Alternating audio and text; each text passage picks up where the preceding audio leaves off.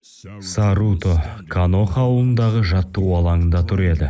Ол өзіндегі екі джудзуцуды, Шаринган мен Джоганды бақылауға тырысып жатты. Қанша күш салса да, екеуінің қуатын бір мезетте қолдана алмады. Қалайсың, Саруто? Не істеп тұрсың? Әке, саған не керек? Ай, сен әлі де атаң Саскиден озып кетем деп жанталасып жүрсің бе? Бәрін бірден емденгің келеді ғой, а? Иә, солай. Бірақ несі бар? Саски ата нағыз аңыз ғой. Теңдесі жоқ шиноби. Ол Рининганды да мәңгілік Мангёкко Шаринганды да оп-оңай меңгеріп алды. Сол деңгейге жету мен үшін үлкен мәртебе болар еді. Иә, дұрыс айтасың. Бірақ сен ол емессің, және ешқашан ол бола алмайсың. Бұл әлемде ешкім жаңа Учиха Саски бола алмайды. Сен сияқты мен де Узумаки Наруто бола алмаймын. Мен ол менмін. Сен сенсің. Тағы да 7-ші Хокаге болған атамды айтып тұрсың ба? Неге оны әлем тарихындағы ең күшті Хокаге деп атаған? Ол тіпті джудзуцуға да ие болмаған. Оның ұлылығы мен күші жайлы әңгімелер мүмкін бос әңгіме шығар. Қате түсінбе. Мен оны және күшін құрметтеймін. Бірақ адамдардың ол туралы таратқан өзектеріне сенбеймін. Түсінікті. Сен жас кезімдегі өзіме қатты ұқсайсың.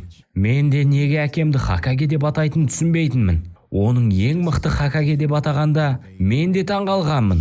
Өйткені ол маған да тек қағаздарға үңіліп отыратын кәрі адам болып көрінетін. Бірақ... Не бірақ? Неге тоқтап қалдың, әке? Тек сол сәтте есіме алдым. Әкеме деген көзқарасым өзгеріп, оның шынайы күшін көрген уақытым. Сол кезде мен шок болдым. Осындай құдіретті адам мына әлемде бар екен деп ойламаппын. Ол Мамашики Оцусукимен шайқасып, оны қарусыз айқаста да, жылдамдықта да басып озған еді. Не? Оцусукиді жеңген дейсің бе? Мен бұған ешқашан сенбеймін. Онда өзің көр. Баруто ұлының көзіне қарады. Ол оған гинджутсу қолданып, өз көзімен әкесінің күшін көрген уақытқа жіберді. Көрініске сену мүмкін емес еді. Ешқандай джудзуцусыз Узумаки Наруто Мамашики Оцусукиді жерге тықты да бетіне шаң жұтқызды. Менің әкемнің балалық шағы қиын болды. Біздің, немесе сенің буының оны ешқашан толық түсіне алмайды. Сол заманда Нарутоның ішінде құбыжық бар еді. Сондықтан оны бәрі жек көрді. Бірақ ол ешқашан берілмеді және Хокаге болуды армандады. Ол талай рет өмірін құрбан етіп, ешқашан өзін ойлаған емес. Тек достарын, ауылын, отбасын. Міне, нағыз Хокаге болу үшін осындай қасиет керек. Сенің атаң нағыз қаһарман. Әкем өте мықты шиноби болды. Ол 4-ші шиноби соғысының батыры және 5 ұлы елді біріктірген адам. Бұрынғы барлық кагелерде онымен теңе салмады. Мұның бәріне ол еңбек пен жаттығу арқылы жетті. Ол ешқашан сөзінен таймаған және әрдайым алға ұмтылған. Міне, осы қасиет оны әлем тарихындағы ең күшті Хокаге етті. Осындай мықты, нағыз ер еді. Ол осындай болу үшін не нәрселерден өтті екен? Нағыз тозақтан өтті. Көп нәрсе үйренді, көп нәрсені жоғалтты. Біз сияқты емес, ол ата-ананың қандай екенін білмеді. Оның анасы мен әкесі ол дүниеге келмей жатып-ақ қаза тапқан. Ал ол 9 құйрықты түлкінің иесі еді. Сол үшін ауылдың бәрі оны жек көріп, жын деп атаған. Бірақ соған қарамастан ол ешқашан берілген емес. Сен көз күшіңді бақылай алмай жүрсің, ал ол биджудың күшін басқара алмады. Бірақ сенен айырмашылығы, ол ешқашан шағымданбады. Ол сол күш үшін азап шекті. Өзіне де, айналасындағыларға да ауыр тиді. Көрдің бе айырмашылықты? Иә, түсіндім. Узумаки Наруто өте мықты адам болған. Ал енді осының бәрінен кейін не ойлайсың? Мен енді шағымданбаймын. Еңбек пен ауыр жаттығулар арқылы бір күні атамның биігіне жетемін. Сен маған көрсеткеніңді ешқашан ұмытпаймын. Рахмет, әке. Ештеңе етпейді. Сенің жетістікке жететін күніңді асыға күтем. Осы күннен кейін Саруто Нарутоның өткенін және оның қазіргі дәрежеге жету үшін қандай қиын жолдардан өткенін түсінді.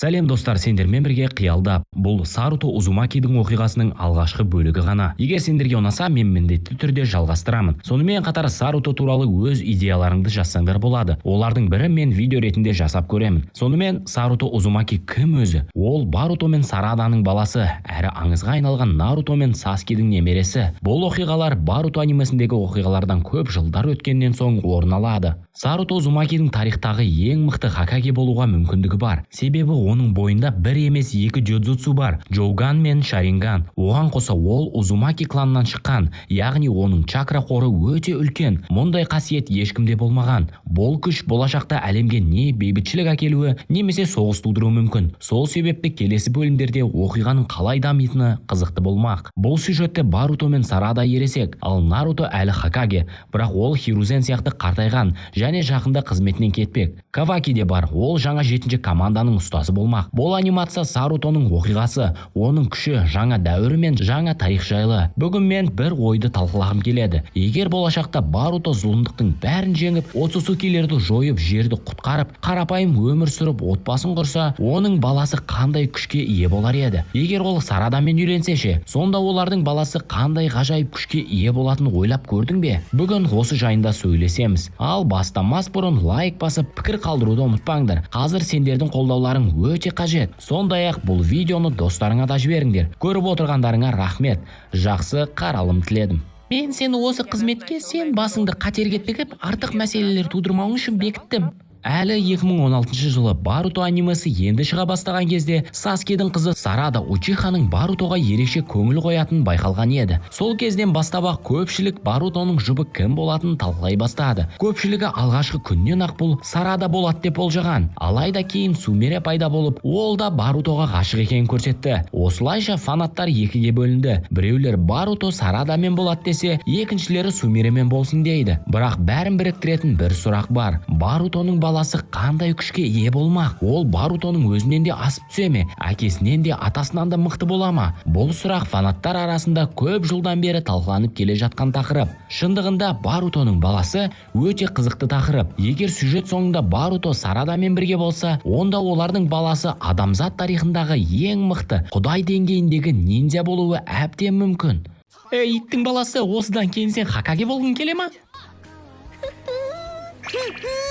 Ал егер ол Сумиремен болса ше, ондай мүмкіндік өте аз. Сондықтан да көпшілік, оның ішінде мен де Барутоның болашақта Сарадамен бірге болғанын қалаймын. Қате түсінбеңдер, Сумире де жақсы Кунаичи. Бірақ мені қызықтыратыны, егер Баруто мен Сарададан бала туылса, ол жаңа дәуірдің құдай деңгейіндегі ниндзясы бола ма деген ой ғой. Ал енді Наруто Узумакидің болашақ немересінің күшін талқылайық. Бұны түсіну үшін сәл тереңге, генетикаға, тарихқа үңілуіміз керек. Бәрі Кагуя Оцусукидан басталады. Ол чакра жемісін жеп, одан 2 ұл туды. Сол жемістің күші 2-ге бөлініп, ұлдарына өтті. Осылайша олар өз күшін мұра етті. Хагароманың 2 баласы болды, Ашура мен Индра. Ал Хамура болса Оцусуки мен Хюга кландарының негізін қалады. Ашура мен Индра өз кландарын құра бастады. Ашура Сенджу мен Узумаки, Индра Учиха кландарын. Әр клан өз тегінен, яғни Хагаромадан белгілі бір бөлігін алды. Узумакилер өмір күші мен чакраның мол қорын, яғни дене күшін алды. Учихалар Шаринган, Мангёко секілді көз күштеріне иеленді. Хамураның ұрпақтары Оцусукилердің чакрасын және Бякуганды мұра етті. Осылайша Кагуяның күші 2-ге бөлініп, ұрпақтарына тарады. Наруто Узумаки кланынан шыққан және Ашураның күшімен туған. Ол тіпті Ашураның реинкарнациясы болды және Хагароманың чакрасында алған. Ал Хината Хюга кланының өкілі, таза Бякуган иесі және 10-шы фильмде Хамураның чакрасында алды. Сол себепті олардың балалары Хивамари мен Баруто 2 ұлы әулеттің қаны араласқан Хагарома мен Хамураның чакрасына ие ұрпақтар. Сол себепті Баруто кландағы басқа ешкімде жоқ ерекше Оцусуки күшін иеленді. Дәл осылай Хивамари да ерекше қуатқа ие. Дәл сол себепті Барутоның бойында Жоудан деп аталатын жұмбақ джуцутсу оянды. Ол да Оцусуки кланымен байланысты. Ал Сарада 2 түрлі қанды бойына сіңірген. Ол Учиха мен Харунаның қызы.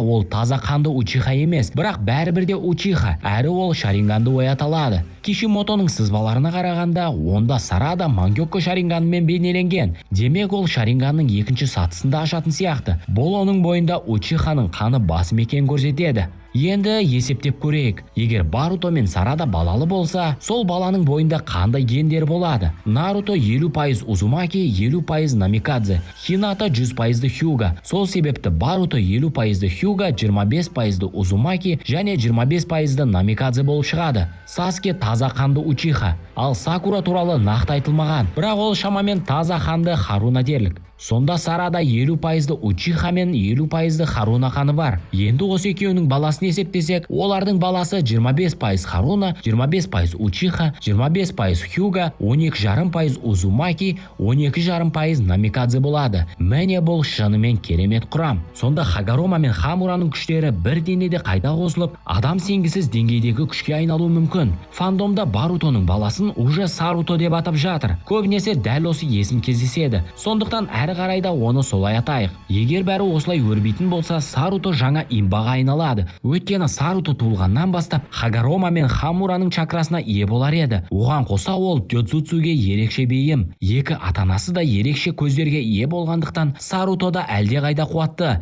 Тіпті бұрын соңды болмаған Дёдзуцуды да оята алатын еді. Мысалы ол Ренинган, яғни құдайдың көзін, немесе Жоуган стиліндегі мүлдем жаңа көз түрін ашуы мүмкін. Бастапқыда Сарутоның көзі Шаринган мен Бякуганның аралас түрі болуы ықтимал, яғни екі аңызға айналған Дёдзуцудың қоспасы. Наруто анимесі алғаш шыққаннан бері көп адам Бякуган мен Шаринганды араластыруға бола ма деп сұрап келді. Бұл сұрақты шинобилердің өздері де ойлаған. Тіпті Какаши бастапқыда Учиха кланы Хьюга кланынан шыққан, ал Шаринган Бякуганның дамыған түрі деп болжаған. Әрине бұл толықтай шын емес және өтірік те емес. Екі көз техникасы өзара байланысты, ортақ тарихы бар. Сондықтан егер осының бәрін ескерсек, әрі Сарутода Оцусукидің сұмдық чакрасына ие болып, Барутоға қарағанда чакра әлдеқайда көп болса, онда оның бойындағы Бякуган мен Шаринган араласып, мүлдем жаңа бұрын соңды болмаған күшті Дёдзуцуға айналуы әбден мүмкін. Бірақ бұл шегі емес. Уақыт өте келе оның көздері дамып, жаңа сатыларға өтереді. Кишимото өзі де қосымша көз техникасын ойлап табуды ұнатады. Мен де солай. Сондықтан менің ойымша, егер Барутоның жалғасы шықса, Сарутоның бойындағы Бяку Шаринган атты жаңа көз пайда болуы мүмкін. Бұл ерекше, бірақ сонымен қатар бұрынғымен ұқсастықтары бар жаңа техника болар еді. Яғни жаңа да танысты.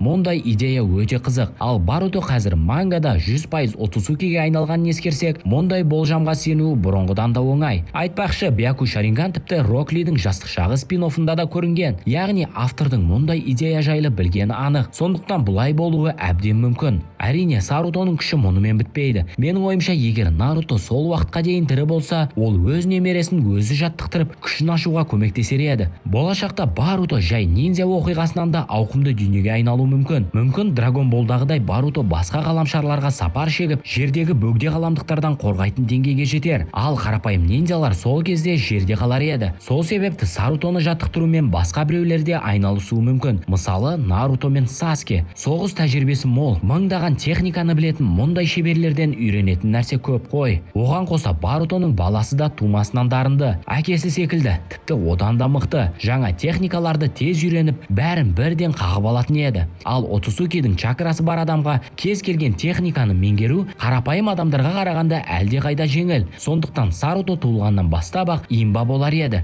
яғни өте күшті кейіпкер. Бірақ бұл бір жағынан жаман, себебі онда кәдімгі ұзақ жаттығулар болмайды. Дегенмен ол өте қуатты қарсыластармен және жерге шабуыл жасайтын түрлі тіршілік иелерімен шайқасуға қауқарлы болар еді. Сол жағынан қарасақ, мұндай нәрсе жаман емес те шығар. Бірақ әрине мұның бәрі жүзеге асу үшін авторлар Барутоны Сарадамен жоп қылып қосу керек. Сумиремен немесе басқа біреумен емес. Шынымды айтсам, мен де соны қалаймын. Қызық, иә? Ал сіз ше, қай жұпты таңдар едіңіз? Баруто мен Сараданы ма, әлде Баруто мен Сумирені ме? Сондай-ақ жаңа аниме мен Барутоның жалғасы туралы не ойлайсың? Наруто әлемін жалғастырып, Сарутоны енгізу керек па, әлде бәрі Барутоның оқиғасынан аяқталған дұрыс па? Жеке өзім бұл әлемнің жалғасқан қалаймын. Себебі Нарутоның әлемі өте үлкен, ерекше, және оны Marvel немесе DC секілді кеңейтіп, дамыта беруге болады. Ал егер Кишимото 18 жыл бойы еңбек еткен осындай үлкен әлем жай ғана жабылып қалса, расында көңілге қаяу түседі. Ондағы барлық мүмкіндіктері мен идеялар жойылып кетсе, бұл өкінішті болар еді.